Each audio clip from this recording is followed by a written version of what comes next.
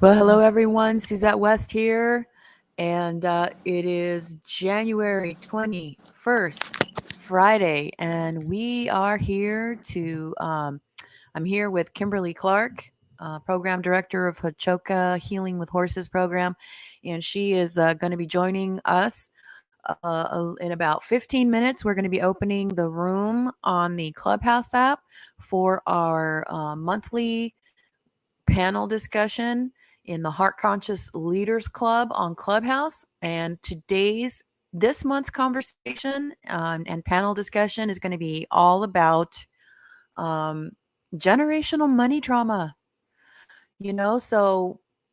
Trauma, as I've learned, is something that can be inherited.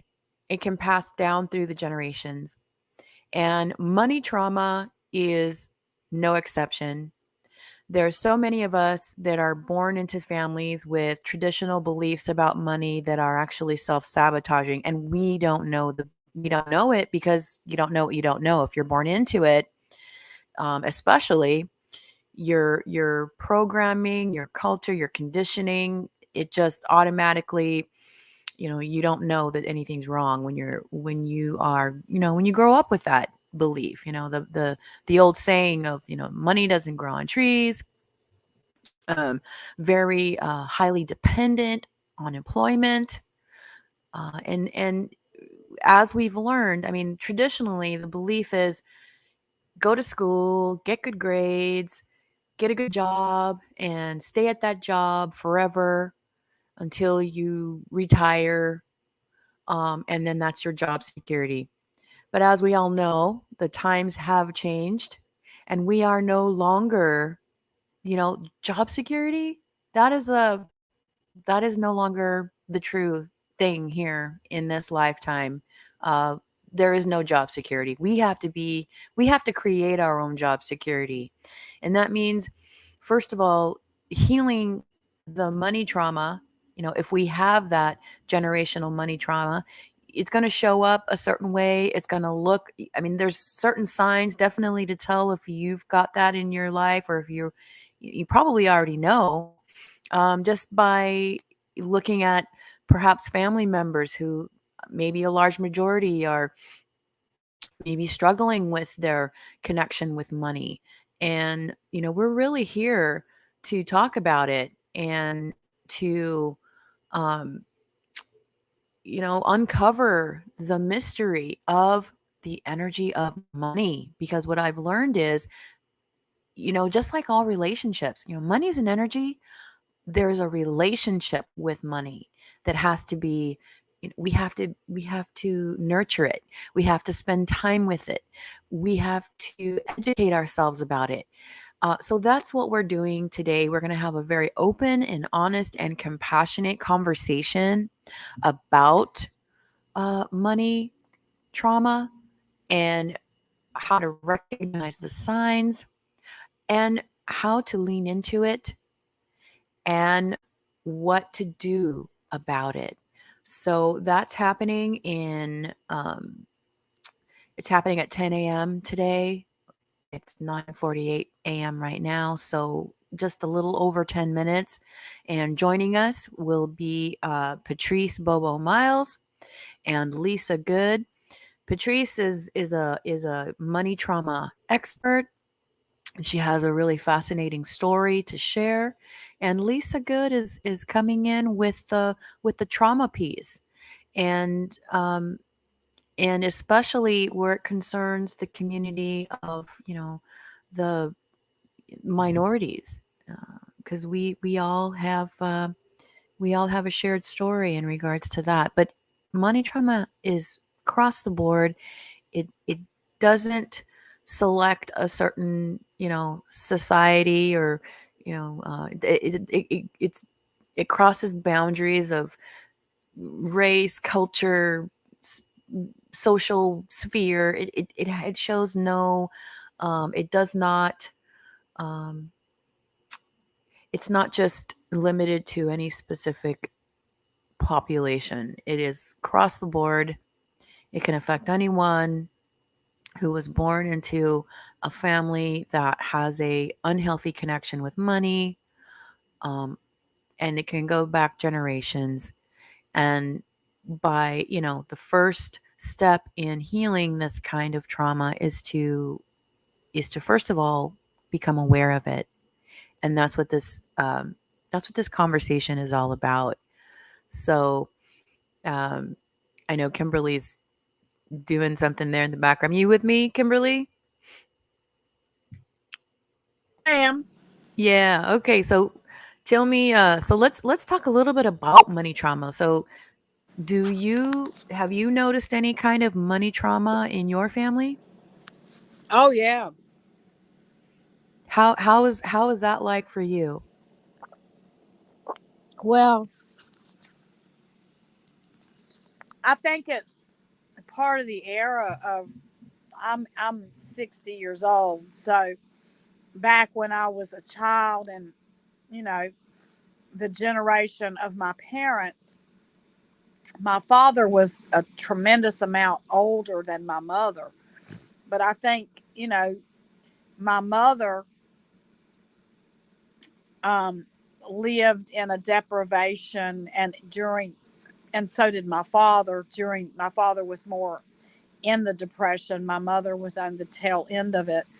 But deprivation issues really got instilled during the time of depression.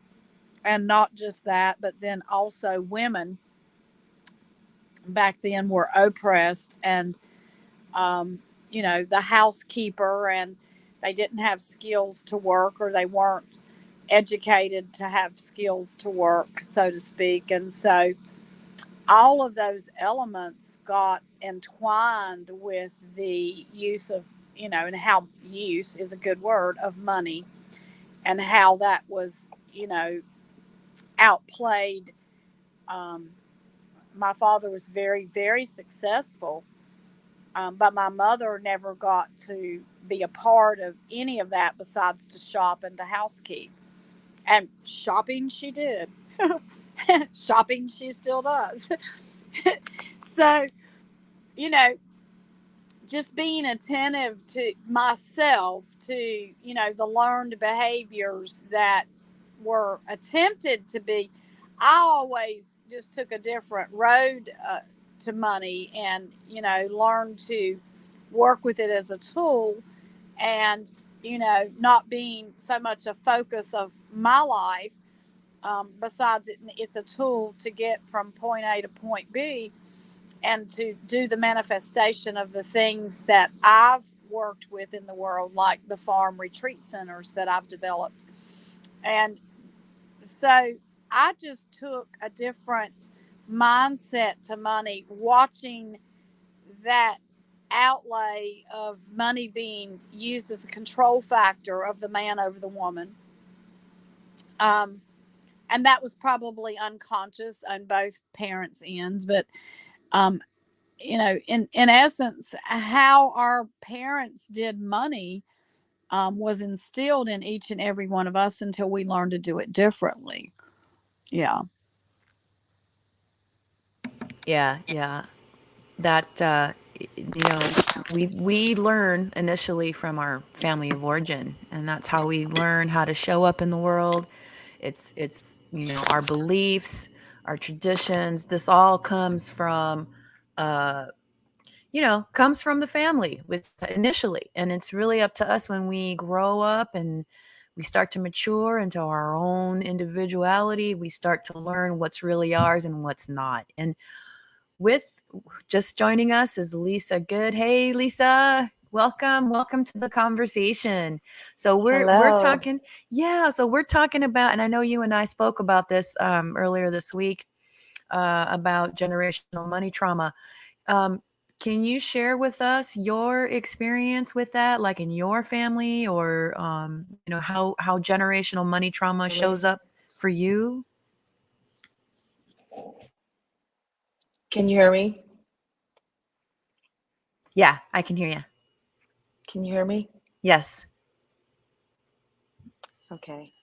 I can't hear you. Can you Oh, repeat your question or your statement? I can't hear Suzette either, Lisa. I've been really straining, but okay. Yeah, so we're talking about generational money trauma, and we're just talking about how we've seen it showing up in our own families. Um, I can hear you fine, and I can hear Kimberly fine. Um, I can't hear you. you can't hear me? Okay. Yeah, I don't know what's going on. I can barely hear Suzette. But I'm straining and I'm doing it. Okay. So she just kind of she just logged out. So I don't know what's going on or if this is even gonna take. So we'll just um hold on.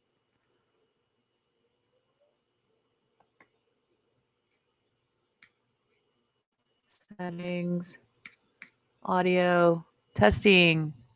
So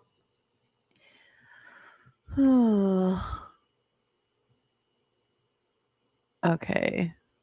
Yeti microphone, Yeti microphone. Can you hear me now? A little bit better. I'm glad it's not just my end. I was thinking it was just me and technology, and I was just gonna roll with it. But to know that it was hers too, so it's got to be on your end. Okay, can you hear me now? Okay, no, you can't No, hear me there. no, ma'am. Okay, can you hear me now? I'm testing different microphones. Can you hear me now? Nope. Oh, see what is going on? Okay. Hold on. Yeah. I don't know what else to say. I don't Okay, know. well, It ain't working. okay. Well, I'm just going to make a invitation add to stream. Here she Hi, comes Lisa. back. Yeah, can you hear me, Lisa? I can now, yes. Oh, Can you hear good. me? Okay. Yeah, I don't know what's going on. I'm testing my um oh, Maricela. Oh, show. Okay, yeah. Maricela says she can hear me. Uh okay, I'm going to start showing we got some. Hi Angela. Hi Maricela. Hello Tara. I don't know what that is. Hide. Okay. So, I'm going to show. Okay, so we're going to have people coming in to so when people comment. So we've had a couple of comments so far. We've had Angela Anza, and she says, "So glad you're talking about this, Suzette. Yeah, such an important topic. Maricela, Soberanes, such a deep topic to address. Thank you for bringing it up." And Maricela says, "We can hear the three of you, so they can hear us. So yeah, great." So I was asking Lisa if you want to share your experience about generational money trauma. Like, there's so many of us. It's not a rare happening. It's actually much more common because a lot of us are born into the belief that you get a job, you go to school, you get good grades, you work hard in school, and automatically you're going to find the perfect job that's going to be your job security for the rest of your life, and that is just not true anymore. And can you talk about this a little bit, Lisa?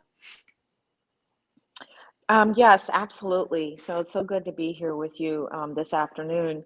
And, growing up for me, at least, especially as a Black woman, it was all about, your responsibility to get an education, to become gainfully employed and contribute something, and not be at the very least do everything in your power to not um, have to use the system or services, right? And so that even if you had a need that was valid, that really that was your fault, and you needed to kind of get it together and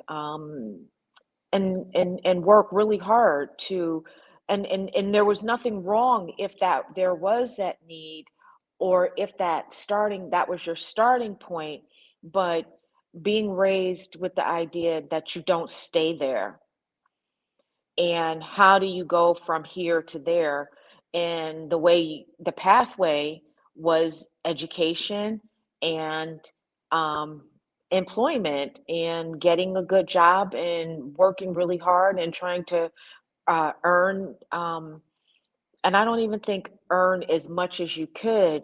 I think it was earn what you needed in order to sustain yourself. And so growing up, what I saw is that it was never about anything extravagant. It was never about vacations or fancy clothes or any of those kinds of things. It was always about having enough to take care of your necessities, and always focus with a backward and forward look on what I don't have, and the possibility of what little I do have, that it could be taken away from me if I didn't keep this continual work, work, work, work, work, work, work, never ever realizing that that comes with a consequence on your body, on your relationships, but always this notion of, we got to make the best of what we have because we might not get any more.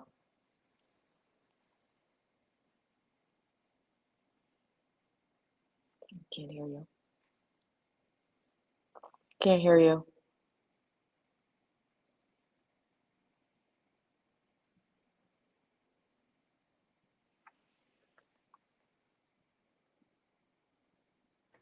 Can you hear me now? Oh, Yes. perfect. Yes, I So can. one of the big things about our what we're coming out of is, and what people are realizing, especially when we get older, right? Because when we get older, say we lose our job and we're like 50 years old, trying to get back into the job market and compete and trying to find a job, and then finding that because of our age, that we're losing out opportunities. We're not able to find a new job. Like, it gets hard to find a new job the older we get because we've got this ageism that gets into the mix when we're dealing with. So job security is even less when we get older. And so really, we really have to, uh, I think, for me, really coming face to face with this idea that, wow, what is my money story and how do I get out of it? So this is what we're going to be talking about. We're getting ready to jump over to the Clubhouse app and start this conversation. We're going to be joined by Patrice Bobo-Miles, who is a money trauma expert, and she's got a wonderful story to share. So we're inviting everybody over to the Clubhouse app, um, and I will post links to the event when we open up the room and get it started. So let's go ahead and hop on over to the Clubhouse app and open up the conversation, and looking forward to getting this conversation started. And we're going to keep having this conversation because it's so important. People have to learn how to earn. People have to learn their value. People have to take inventory of their skills and learn how to apply it in a way that they can bring value and learn how to earn with the gifts and skills that you currently have, because that's the reality of what the world we live in now. So let's go ahead and hop on over. Join us once this live stream is ended. I'll post a copy to the of the link to the event in the comments. So please do join us. We're going over there right now. So see you in a few minutes, Lisa, and hope you guys all join us. Thank you.